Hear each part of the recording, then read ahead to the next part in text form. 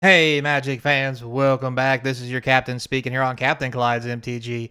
We've got Final Fantasy leaks. Kinda.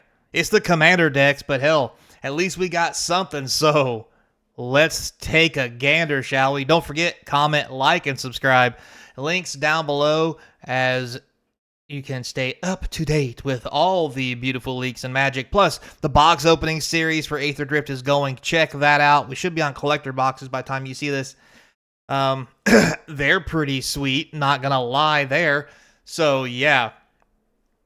So, with all that said, don't forget become a YouTube subscriber and let's get into it. So, we're gonna start off with our first Final Fantasy leak.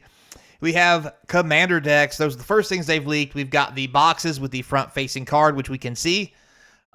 Very nice. We have Revival Trance, red, white, and black. Very interesting color combination. Better look at the card comes here. It is Terra, the Herald of Hope. Black, white, and red for a 3/3. It has Trance. It's also a human wizard warrior. At the beginning of combat on your turn, you mill 2 cards. Terra gains flying until the end of turn. Interesting. Whenever Terra deals combat damage to a player, you may pay 2 colorless. When you do, return target creature card power 3 or less from your graveyard to the battlefield tapped. Very interesting.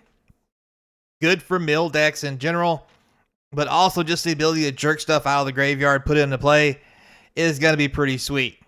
And with that said, I don't know if this is the actual symbol or not. This is the commander symbol. It is a chocobo, and I am down for it. So thank you, Wizards, for not effing that one up. Now, that being said, I'm not sure what the actual card symbol will be. I know it's been posted a few times, but until I see one, I won't know for sure. Let's hope it's something as cool as a chocobo. So that's our first commander deck to look at. Our next one is good old Cloud gets his own deck. He is red, white, and green. Not sure if that's correct colors for him, but I mean, we'll go with it, I guess. And he is equipped weapons. So it'll be interesting to see how this plays out. So here's a look at the card up close. Red, green, white, 2 colorless for Cloud, the ex-soldier. He is a 4/4 human soldier mercenary. He has haste. When he enters, you attach up to 1 target equipment you control to him. Well, that's going to be something for the hammer decks. Whenever Cloud attacks, you draw a card for each equipped attacking creature you control. Not just him. For any creature you have when he attacks. That is also attacking. Now, then if Cloud has power, 7 or greater, you get to create 2 treasure tokens. Doesn't seem amazingly broken. However, it does seem amazingly broken to me. Here's why. He's 5 mana, so he's not coming out quick or fast or early by any stretch of the imagination. However, you literally could make him your commander, play a whole bunch of haste creatures with cool equipment, living weapons, because as you know, living weapons makes a creature that then gets equipped. Those are now equipped creatures that counts toward this. This thing has haste. You literally can swing. You can bring him in, swing with all those creatures, draw a bunch of cards. His power is probably going to be above 70 if you're playing any kind of equipment worth a damn.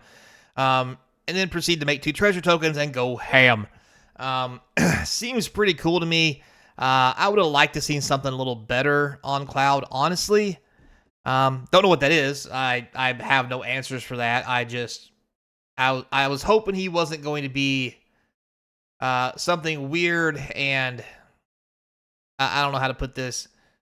Fringe, maybe, like an equipment deck. Because also here it says equipped. It doesn't include enchantments, which are kind of the same thing, sort of, that a lot of other cards get the benefit from both. He doesn't. But we'll wait and see. Hopefully it gets better than this. Moving on, next we have, that's right, this is Scions and Spellcraft. We have Shatola, the Knight's Blessing. Why she was picked is speculation everybody has. I don't honestly know either. There's no real reason other than the fact that I'm going to say is she's a cute cat lady, and I'm fine with it and don't care. I got Cloud, mission accomplished. Probably would like to have Tifa, but hey, as long as she's in the main set, I will curb that enthusiasm rant for after the fact if she's not. Yeah, well, I'm a big Final Fantasy VII fan, so we're gonna lean into that pretty heavy when it comes to what I want to see. So for this card, we have a beautiful picture.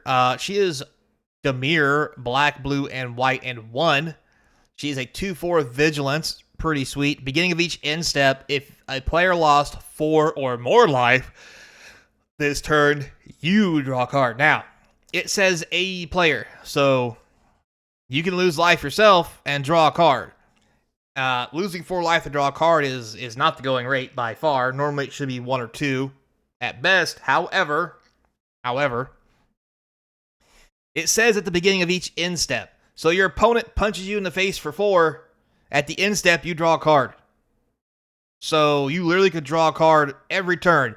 The opponent hits you for 4, you draw a card. You punch your opponent for 4, you draw a card. There's so much stuff going on here. Plus, she's a cat and a warlock. Good themes for Commander. Now, also, whenever you cast a non-creature spell with mana value 3 or greater, this card deals 2 damage to each opponent, and you gain 2 life. So, all you're telling me is I gotta cast a non-creature spell of 3 or greater twice to draw a card every turn and gain 4 life? Sounds like challenge accepted. This thing is going to be insane, and it brings to mind a lot of cards, especially in black, that can have some serious shenanigans that I used to love to play in Commander and often got me killed quickly, fast, in a hurry. Siphon Soul being 1, black and 2. Every opponent loses 2 life, you gain all that life. Earthquake, Quake for 10, without a Glacial Chasm beforehand. I don't take any damage. Yeah, I'm that guy. Sorry. Anyway, so I like this Commander deck a lot. I love her art. I love the Cloud one. Unfortunately, Cloud's not my jam. I'm just not big on equipment. But hey, there's that. Terra seems interesting. But wait, there's more. We've got one more deck. That's right. Good old Tidus. Not really my favorite, but decent storyline. Okay character. So it's what it is. So, oh wait, I want to go back 1 second. Counter Blitz. Add counters. You might as well put balls on there. Anyway. Get it because he played. Anyway, moving on.